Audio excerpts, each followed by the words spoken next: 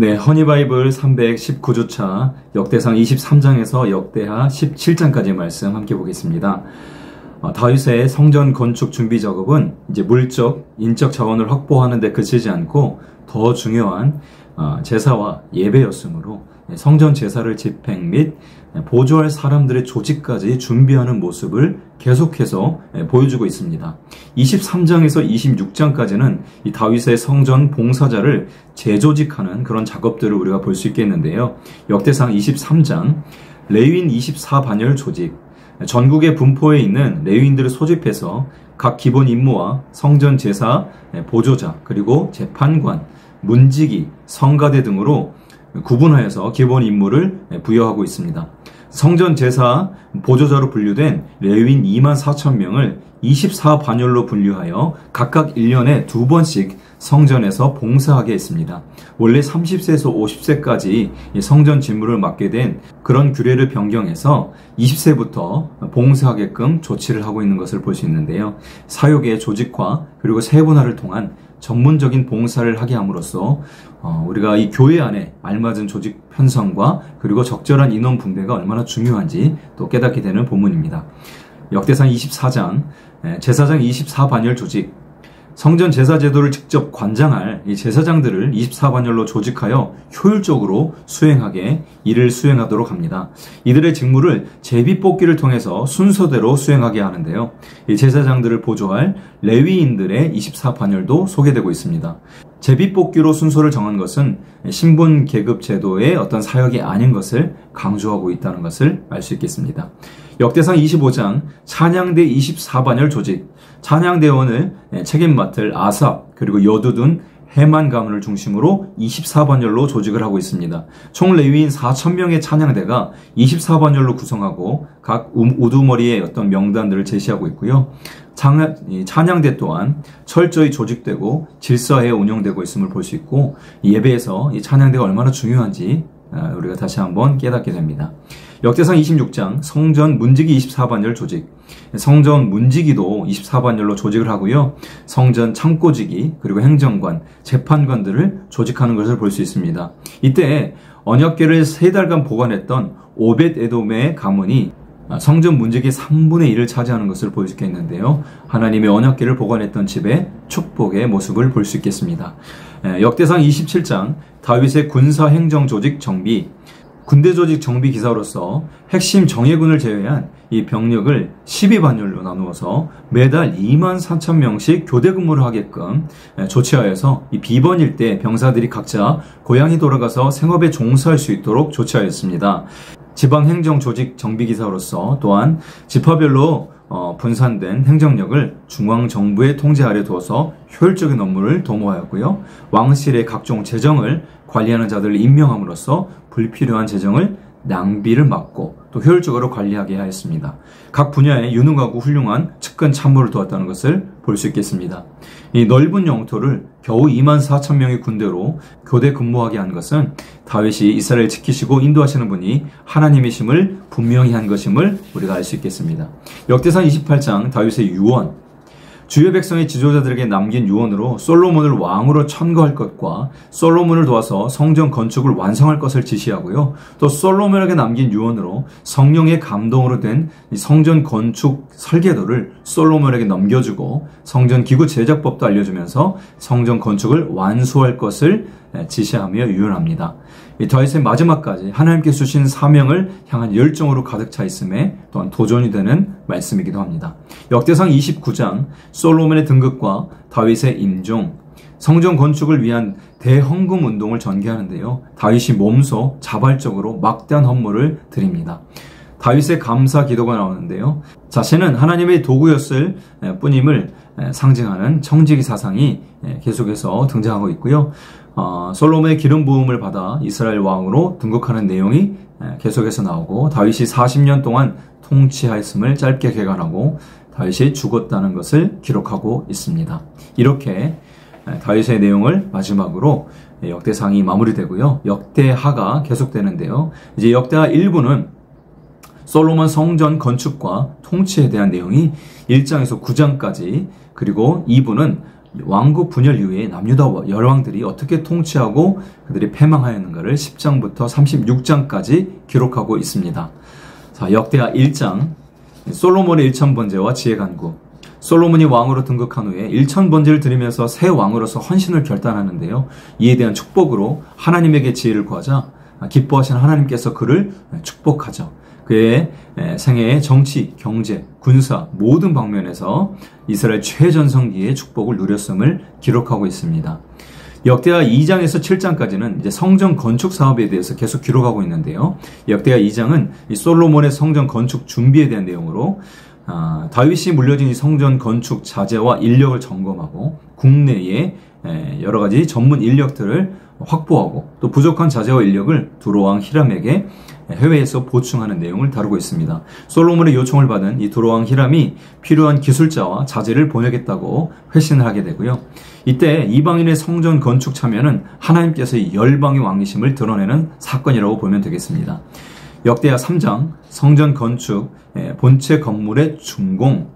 아브라함이 이삭을 바치려 했던 이 모리아산이요, 다윗의 인고조사에 대한 회개 제사로 오르난의 타작마당에서 드리게 되는데요. 바로 이곳이 모리아산이기도 하고요. 또 솔로몬의 성전 건축터가 됩니다. 성전 본체 건물이 이제 건축되기 시작하는데요. 성소와 지성소, 그리고 성소 앞에 두 기둥 야긴과 보아스가 건축되고 있다. 이 두 기둥은요, 야긴은 저가 세우시리라, 그리고 보아스는 그에게 능력이 있다라는 것으로 하나님의 신실하심과 그 능력을 나타내고 있습니다. 역대하 4장 성전 기구들 제작. 솔로몬이 명한 성전 기구들, 녹기구들과 그리고 금기구들, 모든 것들의 품목을 기록하고 있고요. 후람이 이 모든 기구들을 제작하였음을 기록하고 있습니다. 매우 중요한 사안의 경우 이제 반복 기술하는 것이 고대에 흔히 쓰이던 기록의 관습이었습니다. 역대하 5장 언약궤 성전 안치. 솔로몬의 성전 준공의 최종 단계로서 초막절 축제의 전 회중의 대표들이 모두 모인 가운데 언약궤를 성전에 안치하게 됩니다. 레위인 성전 성가대의 찬양 모습과 여호와의 영광의 구름이 현현하는 장면이 등장하고요. 예배에서 언약궤, 즉 말씀과 찬양이 얼마나 중요한지 강조하는 본문이기도 합니다. 역대하 6장 솔로몬의 성전 봉헌 기도. 솔로몬의 성전 봉헌사로서 성전이 하나님의 임재 처소임을 고백한 후에 지금까지 인도해 주신 하나님의 은혜를 간증하고 있고요. 성전 봉헌 기도로 다윗 언약에 따른 왕권을 위한 기도와 이스라엘을 위한 중보 기도로 구성되고 있습니다. 패망하더라도 멸절시키지 마시고 회개하면 회복시켜 주실 것을 간구하고 있습니다. 역대하 7장 성전 낙성식. 솔로몬의 기도에 대한 응답으로 여호와의 영광이 성전에 가득하게 되는데요. 7월 초막절 그런 절기의 행사에 앞서서 7일간의 성전 낙성식을 거행하게 되고요. 곧이어 7일간의 초막절을 지키게 됩니다. 이 초막절은 우리가 잘 알듯이 40년 광야 생활할 때 하나님이 지키시고 보호하심에 대한 감사하는 절기로 이동용 성막이 아닌 이제 성전을 갖춤으로써 약속의 땅에 온전히 정착하게 되었음을 선포한 사건이었음을 우리가 알 수 있겠습니다. 이제 성전 낙성식에 대한 응답으로 하나님의 축복과 저주의 경고로 이루어진 하나님의 말씀이 선포되고 있습니다. 역대하 8장 솔로몬의 업적들, 견고한 성읍의 건축자로서의 어떤 업적들이 기록되고 있고요. 또 가나안족의 완전 정복과 그리고 그들의 통치 기사에 대한 것들이 기록되고 있고요. 또 여호와의 절기 부흥 및 성전 제사 제도의 철저한 수행을 했음을 기록하고 있고, 유례 없는 경제적인 부흥과 해상 무역을 했음을 기록하고 있습니다. 긍정적인 시각에서 이 솔로몬의 업적들을 기록한 것은 이 포로귀한 백성들에게 위로와 힘을 주고자 하는 역대상하의 기록 목적 때문에 그렇습니다. 역대 9장 솔로몬의 명성과 죽음. 솔로몬의 지혜와 명성을 확인하기 위해서 방문한 스바 여왕의 방문기가 기록되고 있고, 솔로몬 왕조의 부교와 여왕을 다방면에서 다루고 기록하고 있습니다. 솔로몬의 임종을 기록하고 있고요. 초라한 포로온 귀한 자들에게 하나님께 충성할 때 주시는 이러한 축복의 결과로 좋은 자각제가 되어서 이스라엘을 재건할 수 있도록 용기를 부여하고 있는 장이다라고 생각하시면 되겠습니다. 역대하 10장 유다왕 남유다 르호보암의 등극과 그리고 남북 분열. 솔로몬 사후에 새 왕 르호보암이 등극할 이쯤에 솔로몬 시대 과도한 세금과 그리고 노역 부담으로 쌓인 불만에 대한 시정 요구가 이 여로보암을 중심으로 행해지게 되는데요. 르호보암이 측근 참모들의 어리석은 정책으로 강경하게 대응함으로 불만이 고조되어서 유다와 베냐민 지파를 제외한 북이스라엘 10지파가 여로보암을 중심으로 반란을 일으켜서 결국 남북 왕국이 분열하게 되죠. 원로 참모들의 지혜로운 권면을 무시한 르호보암을 보면서 어른들의 지혜로움을 우리가 무시해서는 안 됨을 다시 한번 볼 수 있겠습니다. 역대하 11장 르호보암의 초기 통치. 르호보암이 군사를 일으켜 다시 통일하려 하나 하나님께서 막으심으로 남북 왕국이 이제 분열하게 되고 그것이 고착화되게 되는데요. 통치 초기에는 현명하게 민심을 수습하고 국방을 강화하는 등 실수를 만회하고자 했습니다. 제사장 레위인들이 남유다를 선택해서 정통성을 계승하고 안정을 구축했고요. 르호보암이 처와 첩을 많이 두어서 자성을 번성케 함으로 왕실의 위세를 드높이고 안정을 도모하는 그런 사건들을 보는데요. 연약한 인간상을 보여주나 솔로몬과는 달리 이번 여인과는 결혼하지 않았으며 또 지혜롭게 가족사의 문제들을 다스려서 불화를 미연에 방지하려 한 사실들을 부각시키고 있습니다. 역대하 12장 예고방 시삭의 침입과 르호보암의 죽음. 르호보암 통치 중반에 타락하여서 하나님을 거역함으로 애굽왕 시삭이 침략을 받게 되는데요. 상황이 위급해지자 회개하여 겨우 이 패망을 면하는 그런 모욕을 당함과 그리고 르호보암이 죽게 되는 사건을 다루고 있습니다. 역대하 12장 1절 말씀인데요. 르호보암의 나라가 견고하고 세력이 강성해지매 그가 여호와의 율법을 버리니 온 이스라엘이 본받은지라. 리더 한 사람이 얼마나 중요한지 생각하게 되는 그런 구절입니다. 역대하 13장 아비야와 여로보암의 전쟁. 남유다 2대 왕 아비얌으로 기록되고 있기도 하고요. 아비야라고도 불립니다. 3년간 치세 기록과 그 중에 북왕국 1대 왕 여로보암과의 전쟁 기사를 다루고 있습니다. 남유다 왕과 백성이 하나님을 의뢰함으로 극심한 전력 차이, 2배나 되는 전력 차이임에도 불구하고 북이스라엘 왕국을 이기는 대승을 거두게 되죠. 여로보암 왕가는 몰락하는 반면에 아비야가 속한 이 다윗 왕가는 점점 더 번창했음을 기록하고 있습니다. 역대하 14장에서 16장까지는요, 유다의 3대 왕 아사의 치세 기록을 상세하게 기록하고 있는데요. 이 부분은 원래 열왕기서에는 짧게 기록되고 있는데, 이제 아사가 얼마나 중요한 인물인지를 부각하면서 3장에 걸쳐서 기록하고 있습니다. 역대하 14장 아사의 종교개혁과 승리. 남유다 3대 왕 아사의 1차 종교개혁, 우상을 타파하고 또 율법을 준수하는 그런 내용들이 등장하고요. 또 하나님의 축복으로 주어진 왕국의 평화와 번영이 기록되고 있습니다. 구스 사람 세라가 이끄는 100만 대군이 유다를 침략하였으나 엄청난 대군 앞에서도 오직 여호와를 의지함으로 대승을 거두게 됩니다. 이때 남유다 군사가 58만밖에 안 되는데요. 하나님께서 함께함으로 승리하게 되었음을 알 수 있겠습니다.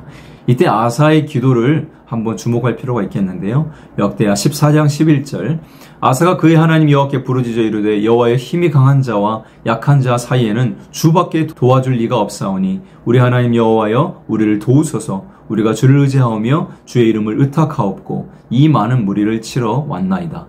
여호와의 주는 우리 하나님이시오니 원하건대 사람이 주를 이기지 못하게 하옵소서 하였더니. 아멘. 역대하 15장 아사의 2차 종교개혁. 구스 사람 세라와의 이 전투에서 대승을 거두어 귀환한 도중에 선지자 아사랴가 등장하여서 축복과 저주를 선포합니다. 승리에 도취하지 말 것을 말씀하고 있는 것이죠. 이 아사랴의 훈계에 아사가 정신을 차리고 2차 종교개혁을 시도함으로 더욱 철저히 우상숭배를 척결하고 성전을 중축함으로 신앙개혁을 주도하는 모습을 보이고 있습니다. 아사가 아세라를 숭배한 모친 마아가를 폐위시키면서까지 왕실의 신앙개혁을 박차를 가하고 있는데요. 산당은 제거하지 못했지만 하나님은 온전히 의뢰했다라고 아사를 기록하고 있습니다. 역대하 16장 아람왕 베나닷의 연합에 대한 책망과 아사의 죽음. 북이스라엘 왕 바아사가 군사적으로 위협하자 하나님을 의지하지 않고 아람왕 베나닷과 동맹을 맺어 모면을 하고자 하는데요. 선지자 하나님을 통해서 경고와 책망을 주셨으나 아사가 회개하기는커녕 이 선지자를 투옥하고 백성들까지 학대하는 죄악의 길로 나아가므로 심한 중병에 걸려서 고통 중에 죽게 되죠. 이때 선지자 하나니의 말이 역대하 16장 9절에 기록되고 있는데요. 여호와는 온 땅을 두루 감찰하사 전심으로 자기에 향하는 자들을 위하여 능력을 베푸시나니. 아멘. 역대 17장에서 20장까지는 이제 남유다 4대 왕 여호사밧의 치세에 대한 기록이라고 우리가 보면 되겠습니다. 역대하 17장 여호사밧의 즉위와 번영. 여호사밧이 이제 즉위한 후에 국방을 튼튼히 하는 한편에 우상 타파와 종교개혁, 율법 개혁을 동시에 시도합니다. 아사와 비슷하게 이렇게 개혁을 시도하죠. 이러한 여호사밧이 하나님께 큰 축복을 입은 결과를 군사적인 측면에서 보여주므로 대외정벌 그리고 건축사업, 국방력 강화 등이 기록되고 있습니다. 여호사밧의 이러한 정치적인 군사적인 번영은 원동력은 종교개혁에 있음을 보여주면서 우리 인생의 모든 문제의 근본적인 문제는 하나님과 나와의 관계에 있음을 깨닫게 하는 본문입니다. 포로기한 당시 백성들에게 용기를 주고자 남유다 왕국을 중심으로 기술하되 아사, 여호사밧, 히스기야, 요시야와 같은 다윗의 길로 행한 왕들을 중심으로 기록하고 있는 역대하의 본문이라고 생각하시면 되겠습니다. 계속해서 재미있는 하나님의 말씀 우리가 열심히 읽어가면서 하나님의 말씀을 통해서 우리의 삶에도 계속해는 종교개혁이 일어나게 되기를 축복합니다. 한 주간도 말씀으로 화이팅!